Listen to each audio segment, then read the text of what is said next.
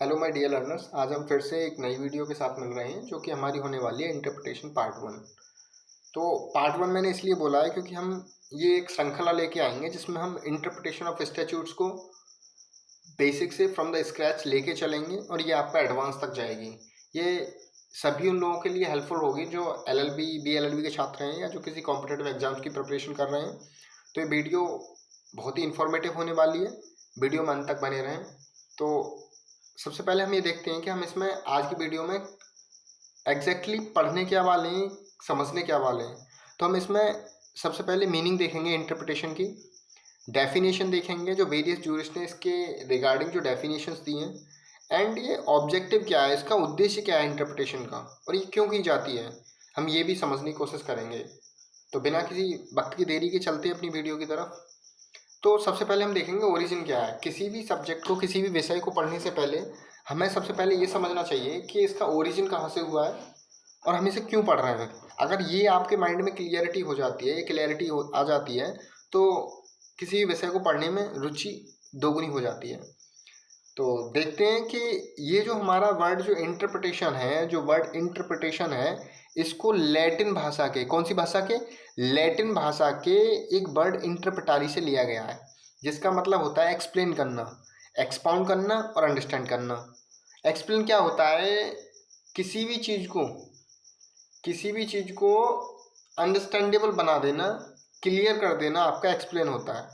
तो जो word interpretation है ये एक ऐसी प्रोसेस है, इंटरप्रिटेशन इज द प्रोसेस, ये एक ऐसी प्रोसेस है बाय विच एक्सप्लेनिंग, एक्सपाउंडिंग और ट्रांसलेटिंग किया जाता है किसी भी टेक्स्ट को। टेक्स्ट कौन सा होगा, एक स्टैच्यूट होगा। स्टैच्यूट कौन सा होगा, जो लेजिस्लेचर के द्वारा पास किया होगा।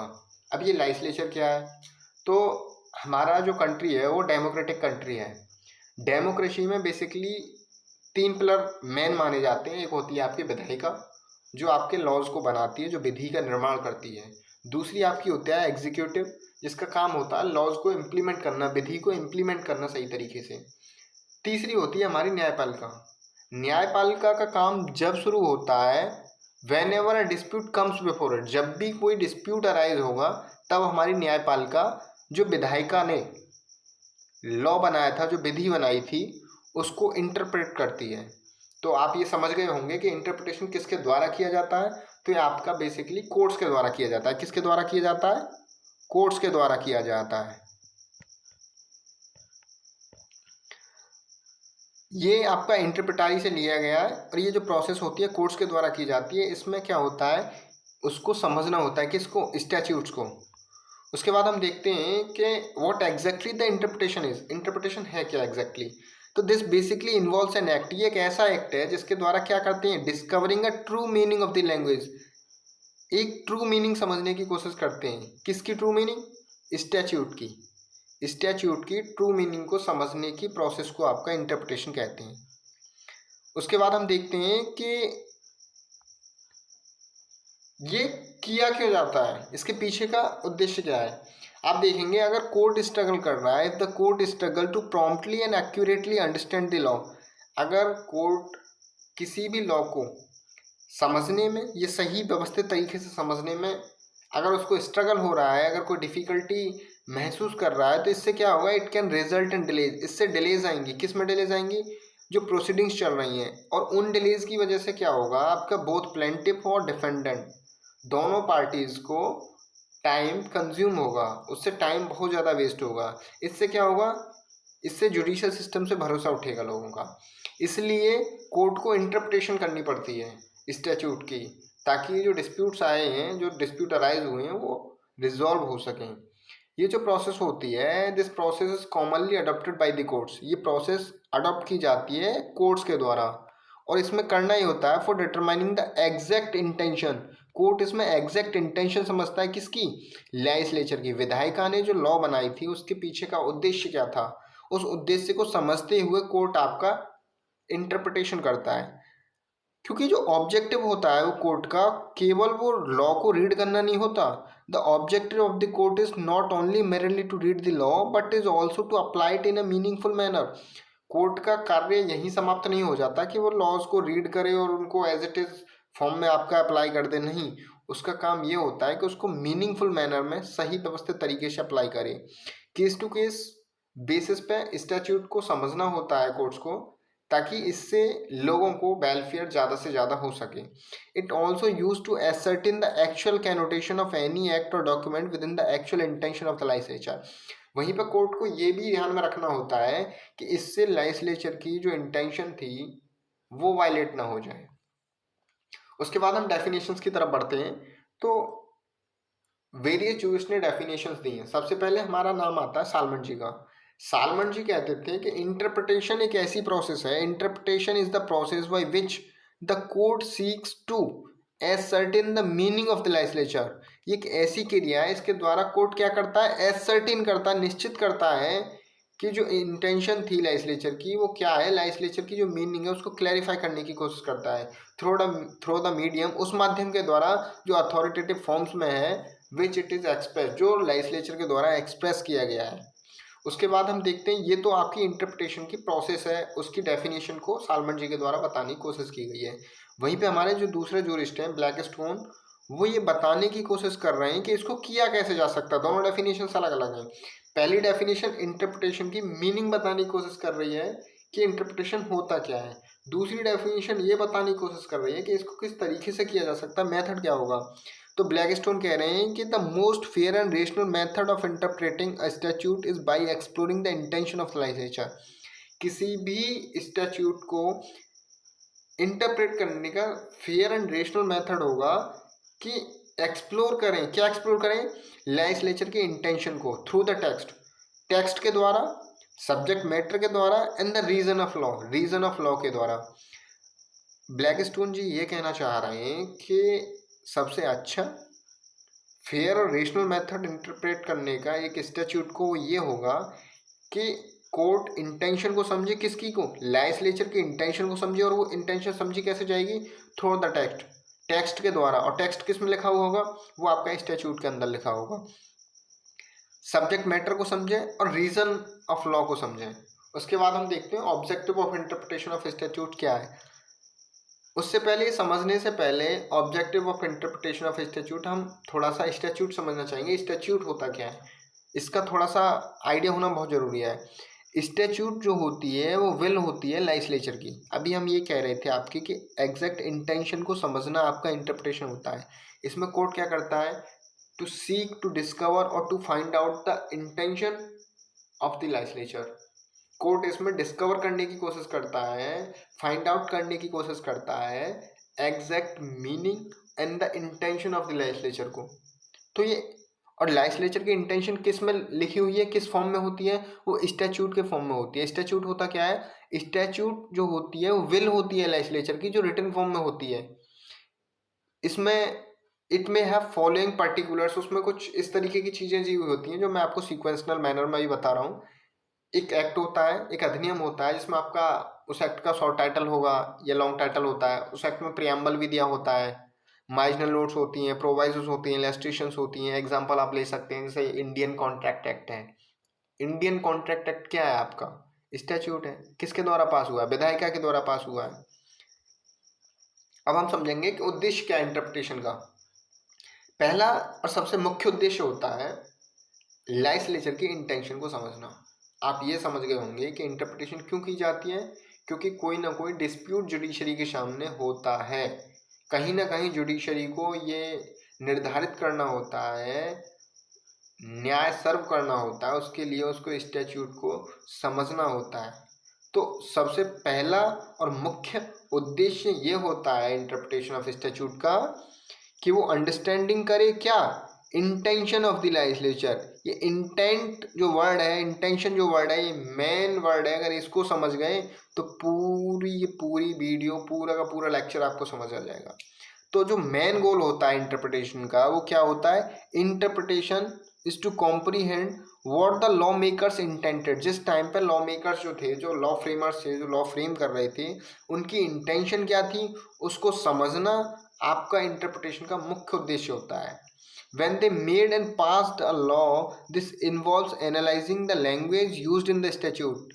ये स्टैट्यूट के अंदर जो लैंग्वेज यूज हुई है उसको एनालाइज करना, उनकी इंटेंशन को समझना, लॉ मेकर्स की को आपका मेन गोल और मुख्य उद्देश्य होता है। उसके बाद में दूसरा जो ऑब्जेक्ट होता है वो ये होता है प्रोटेक्टिंग राइट्स एंड फ्रीडम्स।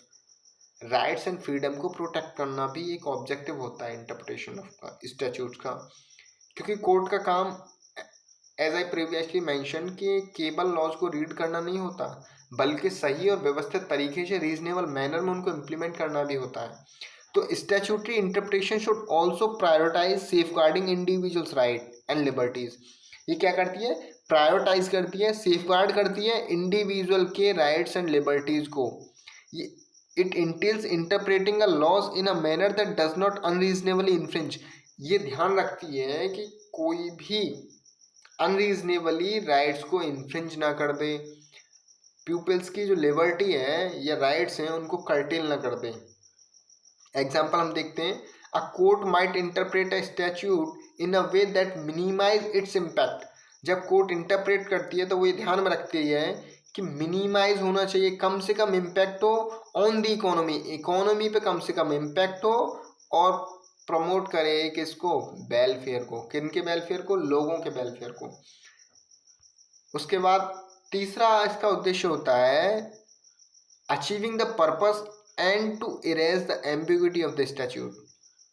इसका तीसरा उद्देश्य होता है कि स्टैट्यूट्स के अंदर जो एम्बिग्युइटी है, जो कॉम्प्लेक्सिटीज आ रही हैं, उसको समझना और उसको इरेज करना, ख़त्म करना और इजी लैंग्वेज में इंटरप्रेट करना।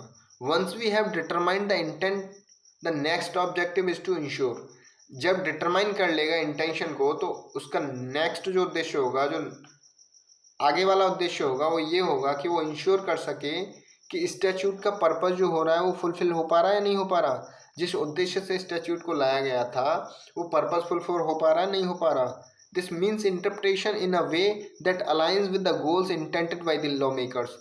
इंटरप्रिटेशन इस तरीके से हो कि वो अलाइन करे, वो मिल के चले, जो गोल इंटेंट किए थे लॉ मेकर्स के द्वारा वो फुलफिल हो सकें। चौथा इसका उद्देश्य ये भी है कि जो लेजिस्लेटिव की जो लैंग्वेज होती है वो बहुत कॉम्प्लेक्स होती है। आपने देखा होगा जब आप किसी भी स्टैट्यूट को जब आप पढ़ते हैं तो उसकी लैंग्वेज बहुत ही ज़्यादा डिफिकल्ट होती है। तो language of the statute is very complex, sometime it is very difficult to understand the language by the layman. एक आम आदमी की समझ से कहीं परे है स्टैट्यूट की लैंग्वेज, तो उसको इजी बनाना, उसको समझना भी एक उद्देश्य होता है, एक ऑब्जेक्ट होता है इंटरप्रिटेशन ऑफ स्टैट्यूट का। उसके बाद हम नेचर की तरफ चलते हैं कि नेचर क्या है और इसका स्कोप क्या है। The need of interpretation would arise only when the language of the statutory provision is ambiguous, unclear. जब भी स्टैट्यूटरी प्रोविजन जो है वो एम्बिगुअस है, वो कॉम्प्लेक्स है, अनक्लियर है, वहाँ पे इंटरप्रिटेशन की आवश्यकता होती है। किसके द्वारा? कोर्ट के द्वारा। जहाँ पर दो व्यूज आ रहे हैं, where two views are possible, और where the provision gives the different meaning, या फिर प्रोविजन एक ही वर्ड्स के दो मीनिंग निकल रहे हैं, तो इससे क्या होगा? डिफीट होगा object of the statute. Statute का जो ऑब्जेक्ट होगा वो डिफीट होगा। तो यहाँ पे फिर इंटरप्रिटेशन की आवश्यकता पड़ती है। स्कोप के लिए हम देखेंगे RS नायक वर्सेस AR आमतुल्य का केस है। ये आपका 1984 का केस है। इस केस में ये होता है, कोर्ट ये हेल्ड करता है, in this case the court held that if the word of the statutes are clear, अगर स्टैट्यूट्स के वर्ड क्लियर हैं, अनएम्बिगुअस हैं, कॉम्प्लेक्स नहीं है, तो ये प्लेनेस्ट ड्यूटी होती है कोर्ट की कि उनको एज इट इज अफेक्ट में लाए, उनके नेचुरल मीनिंग को अफेक्ट में लाए। नेचुरल मीनिंग को अफेक्ट में लाए, जो वर्ड्स का नेचुरल मीनिंग है, जो प्रोविजन के अंदर दिया गया है, उसको एज इट इज इफेक्ट में लाए, उसमें कोई भी नया कुछ ऐड ऑन ना करे, अगर वो क्लियर है। क्वेश्चन जो होगा वो इंटरप्रिटेशन का, वो तभी अराइज होगा। The question of interpretation arise only in the event of an ambiguity. ये वर्ड आप ध्यान में रखिए, जब भी एम्बिग्विटी आएगी स्टैट्यूट के अंदर, तभी आपकी इंटरप्रिटेशन की आवश्यकता पड़ेगी। उसके बाद हम देखते हैं classification of interpretation of statutes. इसको कितने भागों में बांटा गया है, क्लासिफिकेशन क्या है? तो ये मेन क्लासिफिकेशन दो हैं आपका, लिटरल और ग्रामेटिकल इंटरप्रिटेशन, दूसरा आपका लॉजिकल इंटरप्रिटेशन। रूल्स कई सारे हैं, रूल्स वो हम फर्दर नेक्स्ट वीडियो में डील करेंगे। अभी हम लॉजिकल और आपका लिटरल देखने वाले हैं। लिटरल मतलब एग्जैक्टली या ऑर्डिनरी, नॉर्मल, और लॉजिकल हमारा होता है तर्कसंगत, रीजनेबल, सेंसिबल। तो सबसे पहले हम लिटरल और ग्रामेटिकल इंटरप्रिटेशन को देखेंगे। लिटरल जैसा मैंने अभी बताया एग्जैक्टली तो लिटरल रूल ऑफ इंटरप्रिटेशन जो होता है वो प्राइमरी रूल होता है या फर्स्ट रूल है इंटरप्रिटेशन का। Under this rule the interpretation of the court interpret the statute in a literal and ordinary sense. Court जब स्टैच्यूट को इंटरप्रेट कर रहा है तो फर्स्ट लिटरली देखेगा, लिटरल मतलब एग्जैक्टली देखेगा, या उसका ऑर्डिनरी मीनिंग देखेगा। लिटरल, ऑर्डिनरी, एग्जैक्ट मीनिंग में देखेगा। The court interpret the statute in a way that is used commonly by all. Court जब इंटरप्रेट करेगा तो वो स्टैच्यूट को इस वे में करेगा जो कॉमनली सभी लोग समझ रहे हैं, सामान्यतः जो होता है। ये क्या है, बेसिक प्रिंसिपल है। Object of all interpretation being know what the legislature intended. सबसे पहले कोर्ट ये देखेगा कि लेजिस्लेचर की इंटेंशन क्या थी उस स्टैच्यूट को लाने के पीछे, और जो वर्ड्स यूज हुए हैं उनको कॉमन सेंस में, जनरल तौर पर, सामान्य तौर पर वो देखेगा। अगर लैंग्वेज उसकी प्लेन है, किसकी, स्टैच्यूट की, if the language of the statute is plain the only duty of the court is to give the effect to it. तो कोर्ट की ड्यूटी बनती है कि उनको एज इट इज फॉर्म में इफेक्ट में लाए। Court has no business to look into the consequences of such interpretation. Court को ये देखने की जरूरत नहीं है कि इसके कॉन्सिक्वेंसेस क्या होंगे। किस केस में, जब लैंग्वेज उसकी क्लियर है, उसके अंदर कोई भी एम्बिग्विटी नहीं है। इसके लिए हम एक केस लॉ रेफर करेंगे जो है आपका राउतार versus assistant sales tax officer का केस, 1961 का केस है। ये केस इन्वॉल्व है dealer of betel leaves and assistant sales tax officer के बीच। तो डीलर हैं बैटल लीफ बोलते हैं पान के पत्ते। तो ये पान के पत्तों के जो व्यापारी होते हैं वो चैलेंज करते हैं, क्या चीज़ चैलेंज करते हैं, इम्पोजिशन ऑफ सेल्स टैक्स। जो सेल टैक्स लगाया गया था असिस्टेंट सेल टैक्स ऑफिसर के द्वारा, उसको ये चैलेंज करते हैं कोर्ट में। और ये वो contended that betel leaves should be exempt. जो बीटल लीव्स हैं, पान के जो पत्ते हैं, वो एग्जेम्प्ट होने चाहिए फ्रॉम द टैक्स से, टैक्स के परव्यू से बाहर होने चाहिए। उनकी जो इसके पीछे की रीजनिंग थी वो ये दी उन्होंने कि as they fall under the category of vegetable, कि जो पत्ते हैं वो वेजिटेबल की कैटेगरी में फॉल करते हैं। तो कोर्ट ने यहाँ ये किया था, the court rejected the petition and held that betel leaves are not vegetable और प्लांट्स। कि जो बेटल लीव्स हैं, जो पान के पत्ते हैं, वो वेजिटेबल या प्लांट्स की कैटेगरी में नहीं आते। क्यों नहीं आते, उसके पीछे कोर्ट ने ये दिया था कि ये कल्टीवेटेड फॉर फूड के लिए नहीं होते हैं। वेजिटेबल की कैटेगरी में या प्लांट की कैटेगरी में इसलिए फॉल नहीं करेंगे क्योंकि इनको कल्टीवेट नहीं किया जाता फूड के लिए।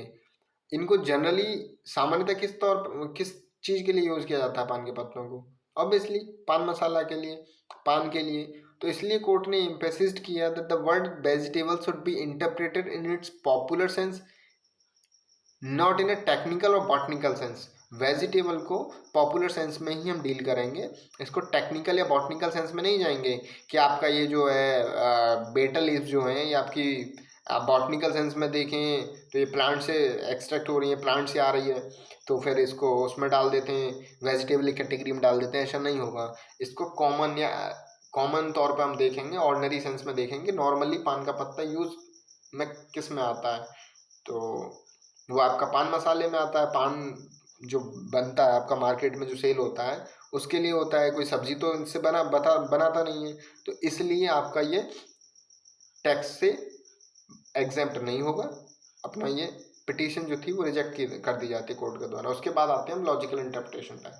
लॉजिकल इंटरप्रिटेशन क्या है, तो जैसे आप वर्ड से समझ रहे होंगे, लॉजिकल मतलब तर्कसंगत या तर्कयुक्त, और इंटरप्रिटेशन यानी कि एक्सप्लेनिंग। तो तर्कसंगत तरीके से किसी भी चीज़ को एक्सप्लेन करना आपका लॉजिकल इंटरप्रिटेशन होगा। तो लॉजिकल इंटरप्रिटेशन एक ऐसी क्रिया है जिसके द्वारा कोर्ट ये डिटरमाइन करता है कि जो वर्ड्स हैं स्टैच्यूट के, उनकी इंटेंट क्या है, वो किस लिए डाले गए हैं, इसका ऑब्जेक्ट क्या है, क्या वो फुलफिल हो पा रहा है। तो it's like a solving the puzzle, ये पजल को सॉल्व करने के बराबर होता है।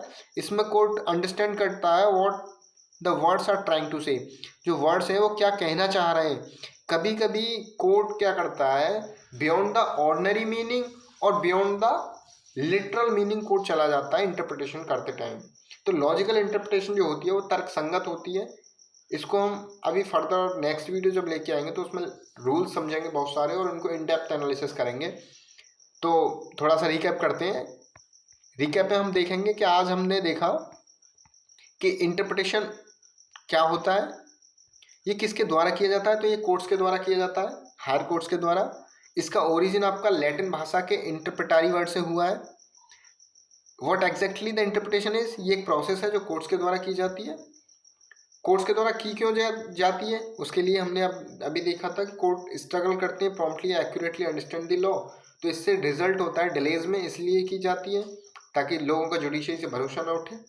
उसके बाद इसकी डेफिनेशंस को हमने देखा कि सालमन की क्या डेफिनेशन रही, ब्लैकस्टोन की क्या डेफिनेशन रही।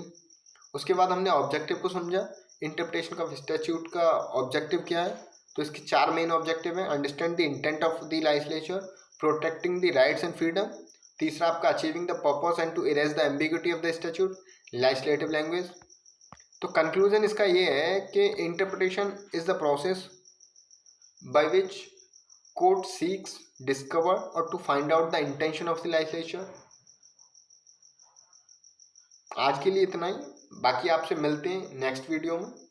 तब तक के लिए बने रहिएगा law with Harshal. Thank you very much.